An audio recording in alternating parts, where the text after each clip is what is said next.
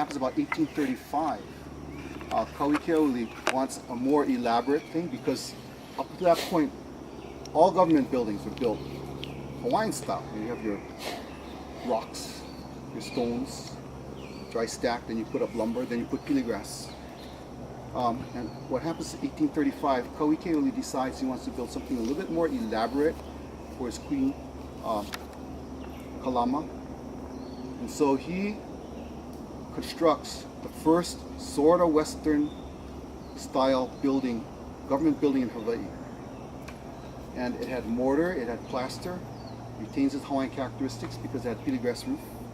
And there are certain features of that, what remains, that tell us it's a very Hawaiian place. And we're going to investigate, we're going to take a look-see. And that's the summer palace of Kauikeauli. So the other issue is that this is Crown Lands, the Ili of Luakaha. We're all familiar with Crown Lands, the so-called ceded lands. Okay, you know of course that the office of the King of Hawaii did not receive funding. The central government gave them no money. The office of the king was run by revenues generated in the crown lands. And the Ili of Luakaha was crown lands. What you did was you grew agriculture here and you fed the royal family. What's left over you kind of sell off or you give away, and you run the office of the king. So this area was actually crisscrossed with a bunch of auwai and lo'i and dryland fields. This little water feature which isn't running is not merely a water feature. That is actually the upper reaches of the Paki auwai. The local way is up by Luakaha stream, and it came through here and it went down. And you don't know what the auwai, if you don't know what the terminology is, you can stop me and I'll tell you. But the auwai, Paki auwai, goes all the way down. You know Pinama Summer Palace? There's a little ditch over there when the water comes through, and now they kind of covered it up. But that's the part of the lower reaches of the Paki auwai. That whole district, Route 1 district park, is part of Queen Emma's lo'i. So that's the lower limits of the Paki auwai.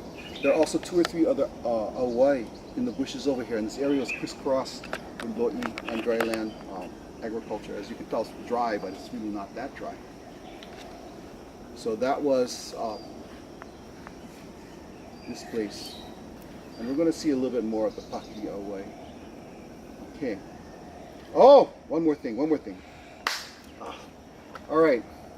You all know that Hawaii was occupied by the British for 5 months. You all know the story. No. Hi. Yep. You? All right. The British consultor was a guy named Richard Charlton. Charlton wanted a piece of property down by Honolulu Harbor. And I believe it was the Prime Minister of Hawaii, Ke'eo Moku, said, okay, yeah, you can use the land. Well, unfortunately, that land belonged to Ka'ahumanu. And so well, Ka'ahumanu said, oh, no, you can't use that. So Charlton, you know, well, they go to the legal things, you know, the lawyers, all that kind of stuff, you know. And Charlton, they rule against him. So Charlton does what any other citizen of a great nation would do. He writes a letter to the British Navy. And so what happens is that on February 10th, 1843, the Right Honorable Lord George Paulette, Captain, Royal Navy, sails on her Britannic Majesty's warship Carrisforth, drops anchor in Mamala Harbor. And he writes a note demanding an audience with Kamehameha III. It's like, well, nice, but Kauikeauli is actually on Maui. And so he demands the audience with Kauikeauli. Kauikeauli says, well, you know, your guy has problems. You know what? You negotiate with my minister. My minister negotiates with you. We'll fix the problem. And Paulette says, no. Your minister Judd is a crook too. I'm not talking to him. I'm talking to you. And it's like, well, it's sort of like, you know, if somebody steals the Swedish ambassador's Volvo in London, yeah, you don't send a Swedish warship up the Thames, drop anchor in front of Buckingham Palace, and demand an audience with the Queen. You don't do that, right? Your minister talks to your minister. Everybody's happy, right? Okay. But Paulette says, no, you all guys are crooks. I'm talking with you. British subjects are going to be subject to British law in Hawaii.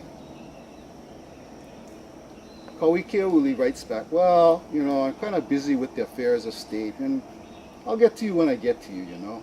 And so Paulette is left cooling his heels in Honolulu Harbor.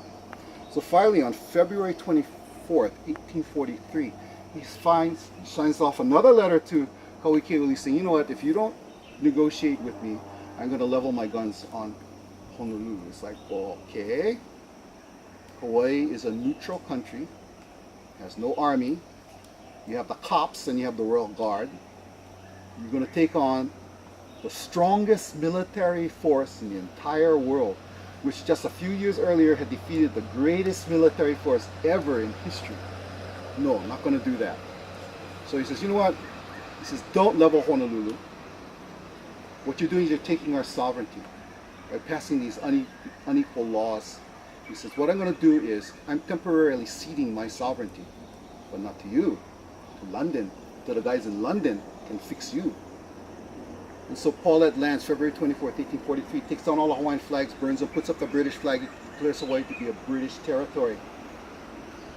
So it takes time for the news to hit the proper authorities, and that proper authority was the commander of the Pacific Squadron, the British Pacific Squadron, then stationed in Valparaiso, Chile, a guy named Rear Admiral Richard Thomas. So he jumps on his sailboat, he flies to Honolulu. He arrives July 25th, 1843.